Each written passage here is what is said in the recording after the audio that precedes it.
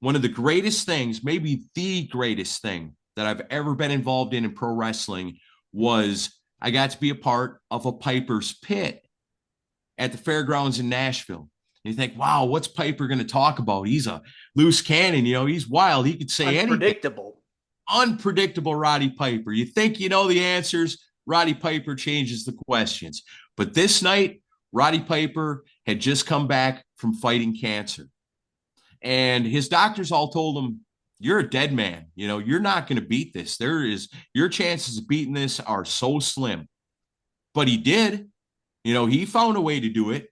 And so the Piper's Pit ends up being,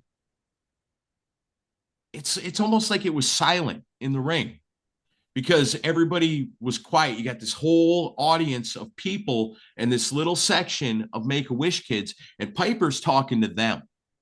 And he's not talking about kicking somebody's butt.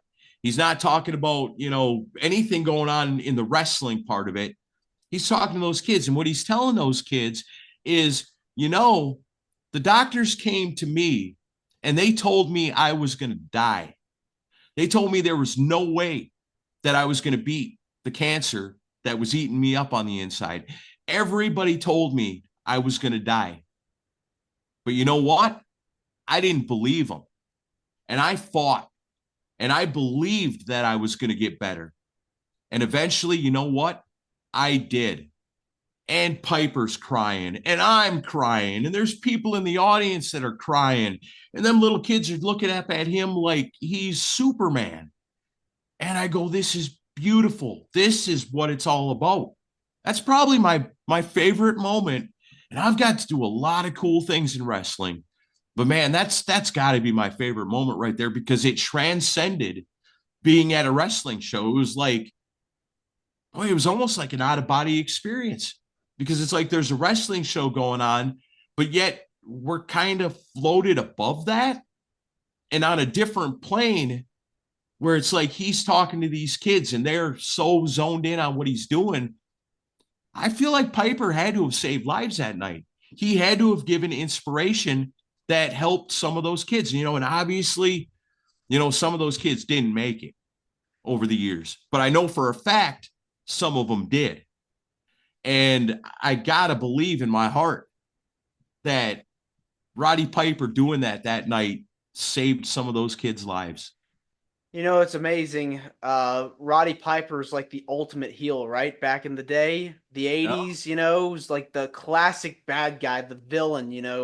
But that night, when, being a part of that special moment, I mean, you truly saw the human side of Roddy Piper come out.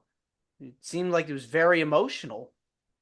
100%. And going into that show, it's like, wow, Roddy Piper, what's he going to be like? You like worry, you think, wow, this guy is, known as one of the biggest villains in wrestling history. What's he going to be like in real life? The nicest people I've ever met in all my life. He was so cool. They did a meet and greet thing where the line went on forever. And when time was up, Roddy Piper said, no, I'm going to meet everybody. And what was cool about it was like, so there were some people you were allowed to bring two things to get autographed.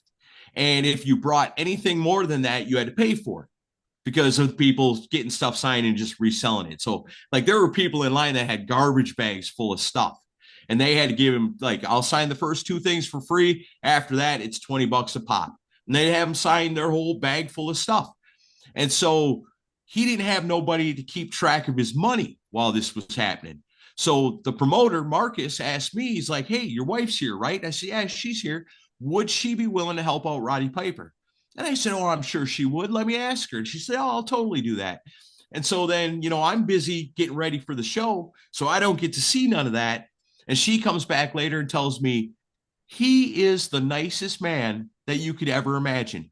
He would take his Hall of Fame ring off and let little kids wear it in the picture. She said he talked to each kid. How's school going? what are your favorite classes? Are you playing sports? What do you like? And he would take the time to really have a personal moment with each person in line. It wasn't, autograph next, like you see so many times with Piper. And like I said, time ran out.